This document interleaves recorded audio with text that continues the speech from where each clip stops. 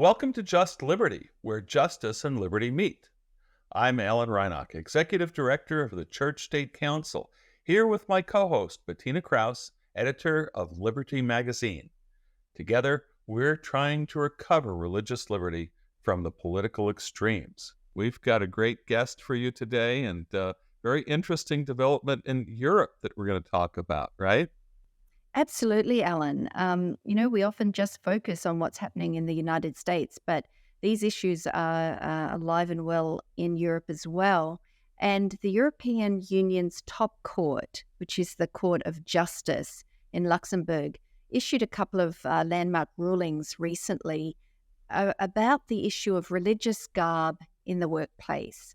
And in a nutshell, the court held that employers, if they show what the court said is a genuine need to deny the right of employees to wear religious garb, if they can demonstrate this genuine need, then that is an acceptable thing to do. That they can require, for instance, a woman who wants to wear a head covering, Islamic head covering, on the job to not do so or to lose her job. It's interesting to me, Alan, because we also have these same issues here in the US, and it seems that we're taking a different approach. Well, completely. We've talked about our win for my client in the Supreme Court that really makes the employer meet a much, much higher standard before they can deny an employee the right to practice their faith. And I have a hard time understanding when it would be justified to deny a Muslim woman the right to wear a headscarf, because, even, the cases that I'm thinking about in the United States, you have let's say, a Sikh gentleman who wears a turban on a hard hat zone, and he doesn't want to wear the hard hat. Well, I can see where the courts would say to a company, look, if it's a construction site and the health and safety rules say you got to wear a hard hat, you got to wear a hard hat. That's kind of important. But why did the case give any indication as to why in Germany it would be okay? Is this an office setting or? So it was retail, Alan. Retail. So customers don't want to see a Muslim woman checking them out at the grocery store. Is that it?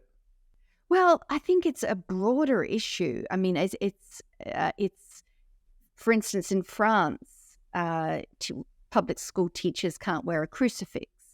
It's more of we want to expel all expressions of religious practice and identity from the public space. And so it's more along the idea of a secular state doesn't mean neutrality between religions. It means that you have to actively remove any evidence of religion from, public functions.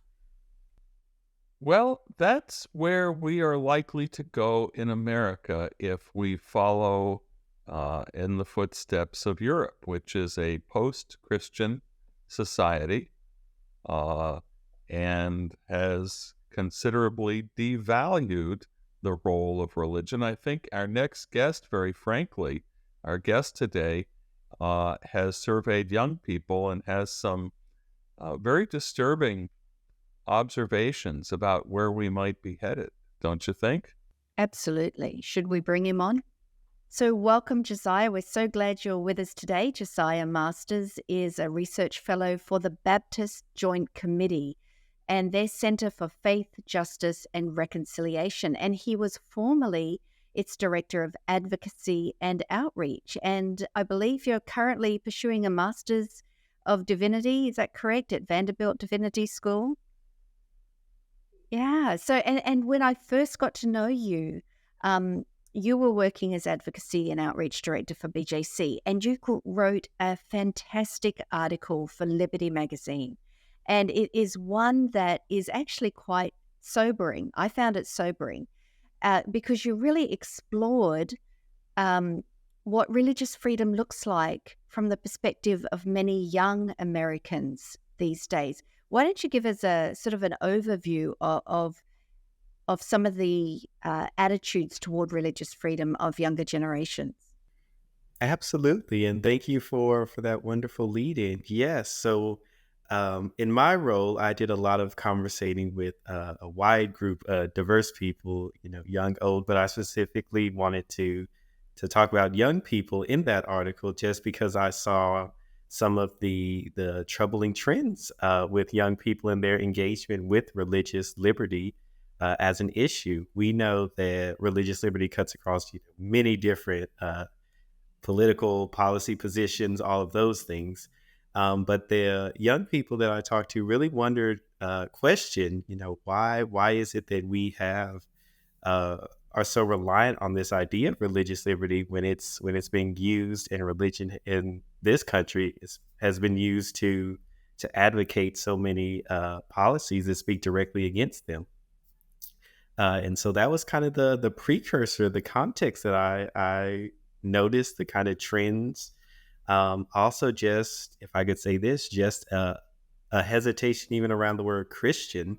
The word Christian seeming to be carry some political assumptions and some toxic attitudes, and so that is really the trend that I noticed and was concerned as we're coming up with as someone, a young person myself, engaged with religion and religious liberty issues.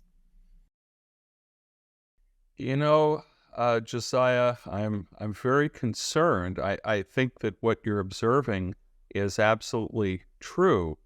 Um, if I'm kind of reading between the lines, I think that what I'm hearing is that the younger generation is very supportive of LGBT rights, and Christian conservatives have been somewhat successful at advocating legal positions that to many look like we have the right to discriminate in the name of our faith, and that's kind of the one of the core drivers of people's, if not hostility to religious freedom, they're certainly not that receptive to it. Am I on track at all there? I think absolutely. I think there seems to be, especially in current American politics, this black and whiteness, or this kind of for or against, this kind of hostility, this tension between you name an issues. I think we can throw in racial animosity, xenophobia, all types of things that seem to be pitted against each other, and religion kind of being used as a tool to kind of create that division. I think that's exactly it. And the perception is, you use the word tool. The perception is, it seems to me, that it has become a tool for those who want to advance certain public policies in a way that looks a lot like Christian nationalism. I mean, is that also sort of flavoring this conversation? Oh, I think absolutely yes. I think, especially we're talking about religious liberty, but I think uh, what a lot of people hear when they hear the term religious liberty is not, church state separation or the ideas in the First Amendment. It is that exactly. It's Christian nationalism. And I think that's troubling. Christian nationalism it seems to be, we are in a high tide of it, and it's deeply troubling. And I think Christian nationalism is infecting a lot of these conversations we see nationally in national politics, but even locally at school board elections, all those things.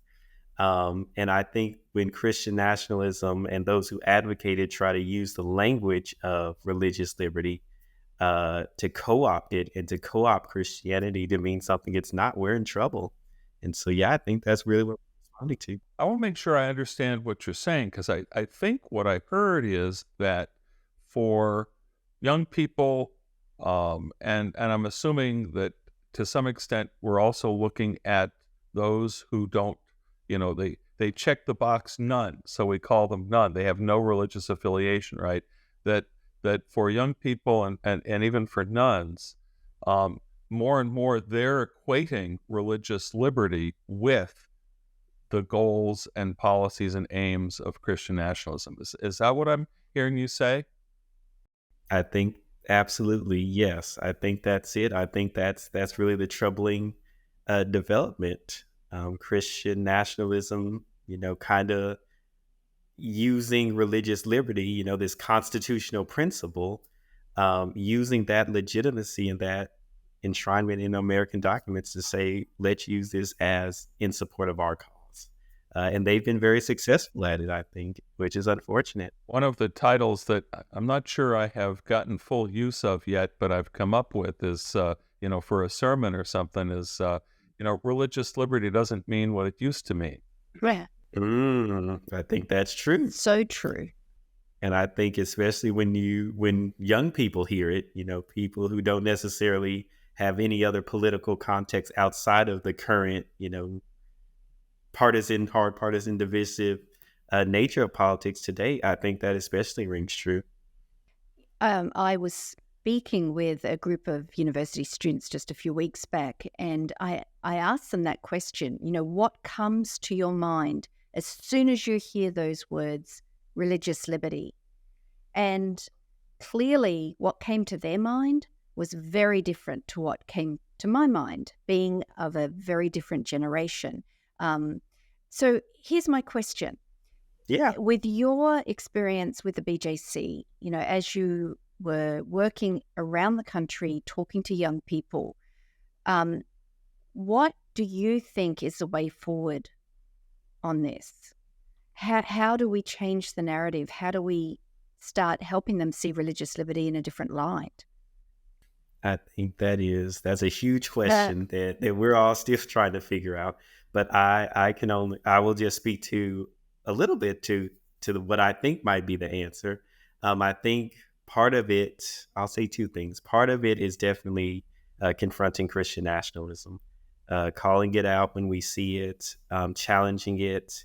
And, as you've mentioned, BJC has worked on Christian nationalism, combating it from especially a Christian lens as the Baptist Joint Committee. I think that's such a niche area that needs to be examined more. So definitely calling it out when we see it, challenging it. And I would also say just being a bit more honest and forthright about the stories we tell about our country. I think a lot of people, I've kind of seen it in my work, a lot of people try to use narratives and American history to assert their point of view. But if you look at United States history from a holistic perspective, that includes the perspectives of women, of racial minorities, of Black people, you'll see that this country is not as straightforward. There's a lot of nuance there. And I think we have to wrestle with that, especially because young people are increasingly coming from, more diverse religious backgrounds, more diverse ethnic backgrounds, more diverse racial backgrounds. And I think young people want to see themselves in the story of America, and they have a place to do that. And so, but I think it's up to the people who hold religious liberty closest to our heart, to kind of contextualize that and say, yes, this is also this can coexist with other aspects that you're bringing into this conversation, religious pluralism. And I think that's what we have to do. I think I hear you saying that we need to cast religious liberty in the broader context of a pluralism that respects women's rights, that respects, the rights of African Americans, and deals honestly with our racial history and with bigotry of all kinds. And that's really at the heart of, how do we recover respect for people's differences because of their faith, is because we have this broader commitment to respecting one another, even though we disagree and we come from different ethnic or, national backgrounds. Yeah, I think that's it exactly. And I think religious liberty, if we, the way we understand it, is if it's advocating as we understand it, the idea that we can all live in civic harmony, that, one religion, one interpretation of doctrine doesn't triumph over another, that is compatible with all the things you just named, Alan. But I think it's up to us to live into that and to embrace that and make it mean something to people who outside of our circles, don't necessarily see it as that way. We've got some work to do. I love the phrase you just used. We need to live into that. I mean, Hmm. because that is it. I mean, we need to embody this type of thinking around religious freedom, because so often it is seen as this as something that can be used rather than something that exists above and Yes. beyond every person, transcends individuals and politics. Hmm. Um, Absolutely. so, I mean, okay, I'm curious. How did you get involved in religious liberty work? Oh my goodness. I mean, uh, you may not have the time to tell the whole story, but how did you, I mean, what was a hook that got you? yeah, I think the hook was coming from uh, I guess, undergraduate education at Baylor University, a Baptist affiliated university, and really kind of situating there how religion is influenced and plays a influence in our, humanness, just greater appreciation, I guess, maybe the word to describe that. That really left me interested in kind of, uh, I guess the word is facilitating what I had already come to Baylor with, undergraduate education with, which is public service. And so, kind of connecting the appreciation of faith in one hand and public service in the other hand, I found a home in religious liberty advocacy, and I've enjoyed my time in it, and I hope to continue to do it. Well, I'm kind of, I don't know if the screen shows my eyebrows raising, but I know something of the history at Baylor with, the J.M. Dawson Institute. I sent a couple of my colleagues to study there when they were very much advocating for the separation of church and state.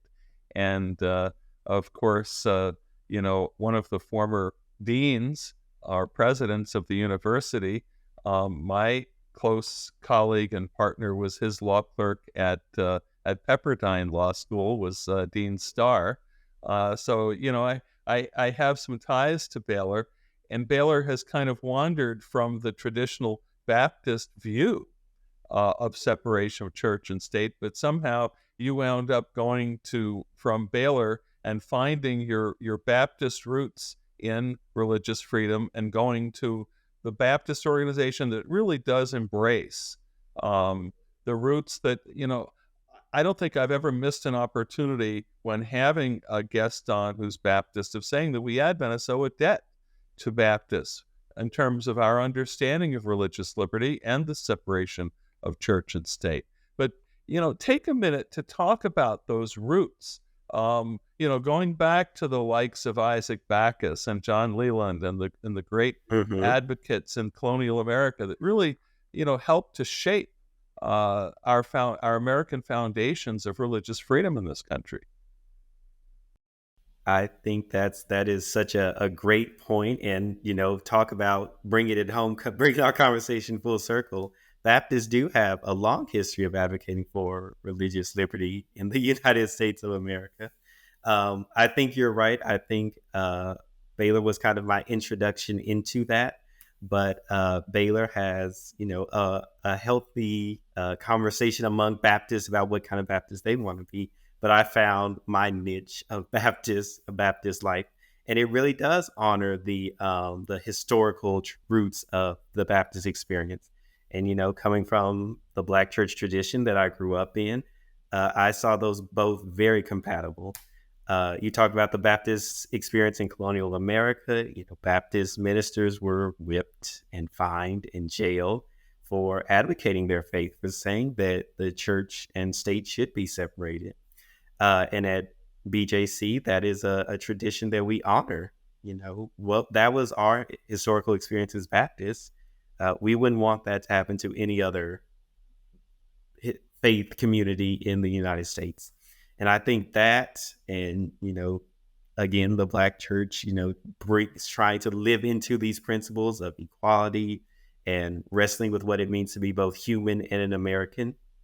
I think you put all that together and you get one me, but you also get conversations like this, and just really honoring the history in a way that can speak to, be prophetic into today. I think that's what I'm here to do.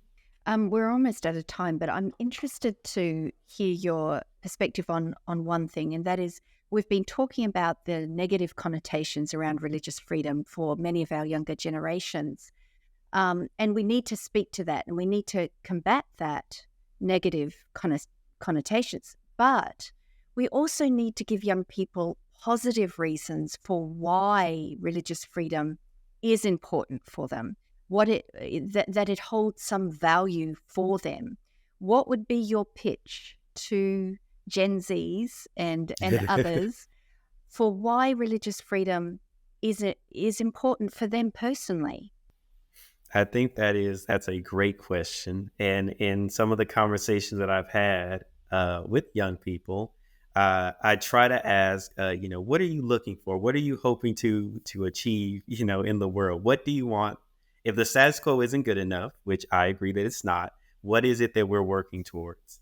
And there's a lot of different definitions, but they're always, kind of this more positive, more inclusive future. And if they're really good, you'll kind of hear the religious pluralism, this peaceful coexistence of different people. Because like I said, Gen Z young people, they are incredibly diverse, and they want to be able to live in a society that allows them to exist in their diversity. Um, and I say it's interesting, that you say that you say, religious pluralism, because religious liberty is at the heart of that.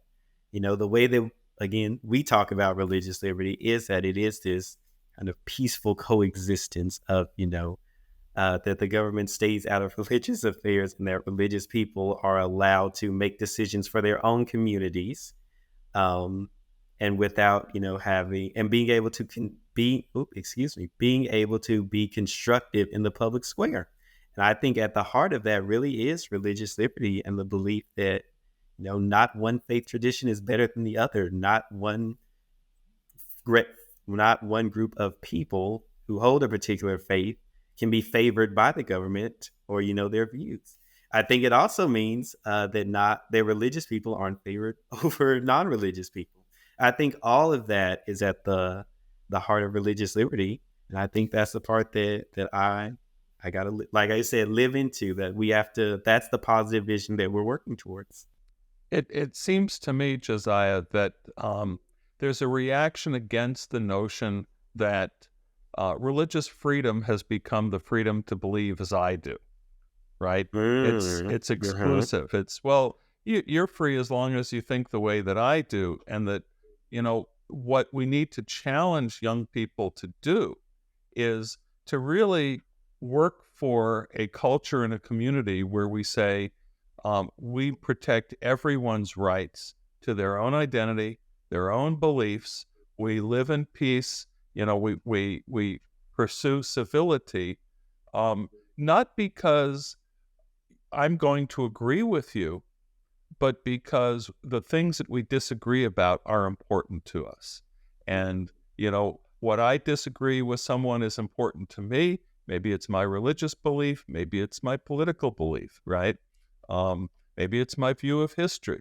But I think that kind of basic concept of civility and community, and how do we do that? I think young people would rise to that challenge if we can put it to them. I think they would rise to that challenge too. I think some of what you described are those small d democratic skills that have kind of been lost. If we look, in our nation's capital, that those are the kind of skills that we need to foster, that we need to see from leaders, that we need to see from people who hold power in society. And I think, like you said, I think young people, that's the kind of vision that they want to be a part of. But it definitely requires skills and responsibilities. And I think we all have a role to play in that. And that is a perfect note on which to end. Finding space for dissent and learning or relearning the rules of civility. Thank you so much for being with us. We've really appreciated not just this conversation, but your continuing contribution to this discussion. Thank you. I enjoy speaking to you both. Well, Alan, as someone who is very long in the tooth when it comes to religious freedom advocacy, I appreciated the perspective of someone who's looking at it through a very, very different lens. Absolutely. And I think, Josiah put his finger on, really on the, nailed it as far as the problem we face with preserving religious freedom in our culture long term is that if it's co-opted to be kind of a club for a particular group, doesn't matter how much we may resonate with the values of that group, the fact is that's going to sound the death knell ultimately of religious freedom. Right. And, when he wrote for Liberty magazine, I can't remember the subtitle exactly, but it was something along the lines of the biggest threat to religious freedom doesn't come from the outside, it comes from the inside. And, that is really what we're facing. If the next generation does not see this as something to fight for or something to preserve, then anything that we do, Alan, in the coming years doesn't mean a whole great amount. Well, and it kind of ties in with a discussion that I had a number of years ago that led to a series of appellate briefs that we filed, trying to convince the California Supreme Court to care about free exercise of religion. And what we, how do you tell a court that doesn't care about a particular value that, why should they care? And what we said is, well, it's part and parcel of this whole set of values. I did an article for Liberty Magazine, No Right is an Island, and how interconnected this whole series of rights that we value, and we need all of them. So I think that there are ways to reframe for people who may not be religious, but the biggest, kind of friendly fire is when we somehow misrepresent religious freedom as being something that we can use as a club to restrict your rights and to promote our interests. And that's going to come back to bite us in the behind. There is an irony, Alan, in that we as Christians, and we as Christians say that religious freedom allows us to live out our full identity as individuals, as people. But when we get into these sort of clashes with other groups in society, LGBTQ community, for instance, and when we say that they should not also have the right to live out what they perceive as their identity, we're shooting ourselves in the foot. We're undermining, in the long run, the argument for religious freedom. We are. But it takes time to get there. I was an advocate for religious freedom long before I understood that it has to be rights for LGBTQ as well. It took me time to get to understanding that it has to be about all of our rights. So we just need to keep at it, and our listeners need to join us in that. This has been Just Liberty, where liberty and justice meet. I'm Bettina Krause, here with Alan Reinecke. And until next week, remember, eternal vigilance is the price of liberty.